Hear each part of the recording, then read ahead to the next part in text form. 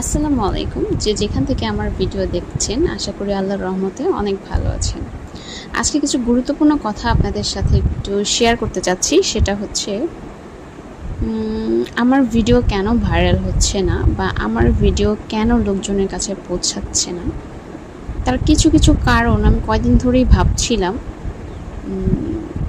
আমার কাছে যেটা মনে হয়েছে, এখনকার অনলাইন যুগে হচ্ছে সব প্রতিযোগিতার যুগ।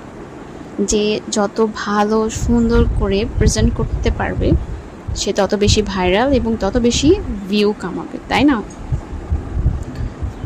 অনেকে হয়তো ভাবে যে যাদের ঝকঝকে তকতকে ঘরবাড়ি, দামি জামা কাপড় কিংবা বড় বড় কিচেন এবং অনেক ঘোরাঘুরি করার সময় আছে, শুধু তারাই হয়তো এই সোশ্যাল মিডিয়ায় ভাইরাল হতে পারে। ইভেন এখন তাই হচ্ছে। কিন্তু আমি একজন সাধারণ গৃহিণী। আমার ছোট্ট একটা ঘর আছে, যার মাত্র 2টা বেডরুম, একটা ডাইনিং রুম আর একটা কিচেন। আমার কিচেনের সব কিছু খুব সাধারণ, একটা মধ্যবিত্ত পরিবারের যেমনটি থাকে ঠিক সেরকম। আমার জীবনটাও খুব সহজ সরল, একদম মধ্যবিত্ত। সারা মাস চলতে হয় হিসেব করে, বুঝে শুনে খরচ করতে হয়, যেন মাসের টাকা কোনোভাবে টান না পড়ে। কখনো রান্নার হাঁড়ি ধরা, কখনো বাজার করা, কখনো বাচ্চাদের পড়াশোনা দেখা, সব কিছুর মধ্যেই আমি নিজের জন্য একটা স্বপ্ন বুনছি। কারণ আমি জানি আমি একদিন পারবো। ভাইরাল হওয়া আমার একমাত্র লক্ষ্য না, আমার লক্ষ্য হলো নিজের স্বপ্নের পথে এগিয়ে যাওয়া ধীরে ধীরে। আমি চাই আমার মতো তারা যেন বুঝতে পারে যে আমার জীবনের মূল্য কিন্তু কিছুটা কম না। হয়তো আমি রকমারি প্লেট, রকমারি সুন্দর বাটি বা লাক্সারিয়াস একটা ঝকঝকে তকতকে কিচেন হয়তো সবাইকে দিতে না পারলেও, কিন্তু বাস্তবতা, ত্যাগ আর ছোট্ট একটা মানুষের প্রচেষ্টার গল্প কিন্তু আমি মানুষের মনে আঁকার চেষ্টা করি, যারা হচ্ছে আমার মতো মধ্যবিত্ত, যারা ছোট থেকে বড় হয়। তাদের মধ্যে হয়তো আমিও একজন, যারা মন থেকে কিছু করার চেষ্টা করে এবং তাদের পথ আসলে কখনো বন্ধ হয় না।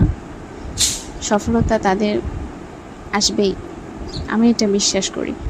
আমার হয়তো কোনো দামি ক্যামেরা নেই, যার কারণে হচ্ছে আমি সুন্দরভাবে সেটাকে হয়তো প্রেজেন্ট করতে পারছি না, বা সেই মাধ্যমগুলো আমার জানা নেই। বাট আমি যতটুকু জানি, যতটুকু জানার চেষ্টা করছি, ঠিক ততটুকু থেকে আমি আমার লক্ষ্য স্তরে পৌঁছানোর চেষ্টা করছি। বাকিটা আপনাদের হাতে, আপনারা আমাকে কতটুকু একটু সাহায্য করতে পারেন। হয়তো কোথাও সুন্দর করতে হবে বা কোনো একটা অ্যাপসের মাধ্যমে হয়তো কোনো একটা ভিডিওকে আরও মোক্ষম সুন্দর করা যায়, আপনারা আমাকে সেটাও সাজেস্ট করতে পারেন। কারণ আপনাদের ছাড়া তো আমার সফলতা অর্জন সম্ভব হবে না। আপনাদেরকে নিয়েই আমার পথ চলতে হবে সামনে। সো এক জায়গায় বসবাস করলে যেমন আশেপাশের মানুষদেরকে নিয়ে ভালো থাকতে হয়, তাদের মন মানসিকতা বুঝতে হয়। এই সোশ্যাল মিডিয়াতেও সেম, কিন্তু বাস্তব লাইফে যেমন শ্বশুর, শাশুড়ি, দেবর, ননদ, ভাসুর, যা আরও অনেক কিছু আছে, সবার মন জুগিয়ে যেমন চলা যায় না, পিছে কথা থাকেই, সেগুলোও শুনতে হয়। সামনে যা বলে বা পছন্দের মানুষগুলা, তাদের কথাও শুনতে হয়। সব দিকের কথাই কিন্তু মাথায় নিয়ে বুঝে শুনে চলতে হয়। সোশ্যাল মিডিয়াটাও কিন্তু ঠিক সেম। ওটা একটা শ্বশুর বাড়ির জায়গাও, ওটা একটা বাবার বাড়ির জায়গাও, যেখানে খারাপ ভালো দুটোই বিদ্যমান। তো আপনাকে কেউ ভালো বলবে, আপনাকে কেউ খারাপ বলবে।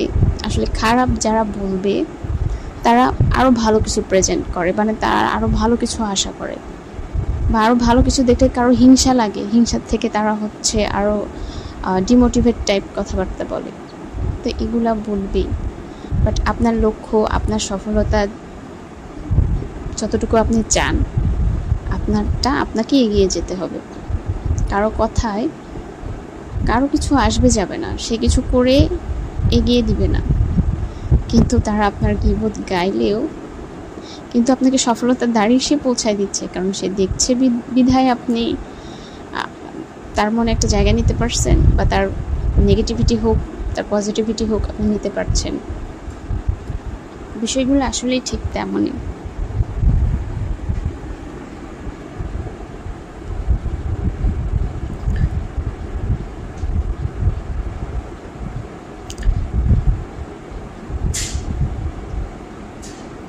এই সমাজে সবসময় দেখানো হয় যার যত বেশি আছে সে তত বেশি পপুলার, কিন্তু আসলে আমি বিশ্বাস করি কম জিনিস থেকেও মানুষ অনেক বড় কিছু তৈরি করতে পারে। একটা সাধারণ হাঁড়ি থেকেও ভালোবাসা রান্না হতে পারে, একটা ছোট বারান্দা থেকেও একটা প্রকৃতির সুন্দর একটা ভিডিও হতে পারে, বারান্দার সুন্দর একটা গোলাপ ফুলের মাঝেও ভালোবাসা ছড়িয়ে যেতে পারে।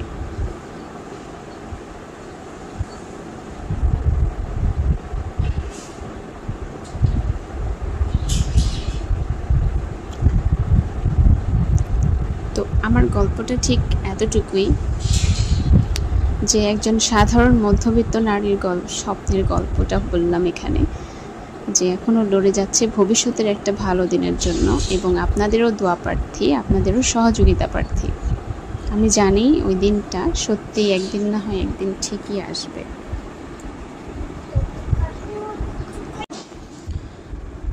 ভিডিওটা বাবার বাড়ির ছিল, আমি ঈদে যখন বেড়াতে গিয়েছিলাম তখনকার এটা ভিডিও ছিল, এবং আমাদের ঐতিহ্যবাহী একটা খাবার ছিল যেটাকে বকনি বলে, আমরা ভাত সারা রাত পচিয়ে, এই খাবারটা খেতে কিন্তু অনেক মজা। ঠিক আছে, অনেকের কাছে ভালো লাগবে, অনেকের কাছে ভালো লাগবে না, এটাই স্বাভাবিক, কিন্তু এটা অনেক মজা। এখন খাবারটা প্রায় বিলীন হয়ে গেছে, মানে বিলুপ্ত হয়ে গেছে আর কি। এখন আমি জানি না, অনেক জায়গাতেই খায় না আর কি এখন এই জিনিসটা। তো যাই হোক, আমার ভিডিওটা যদি আপনাদের ভালো লেগে থাকে তাহলে অবশ্যই লাইক এবং সাবস্ক্রাইব করে পাশে থাকবেন, এবং অবশ্যই পাশের বেল আইকনটি ক্লিক করবেন। আল্লাহ হাফেজ।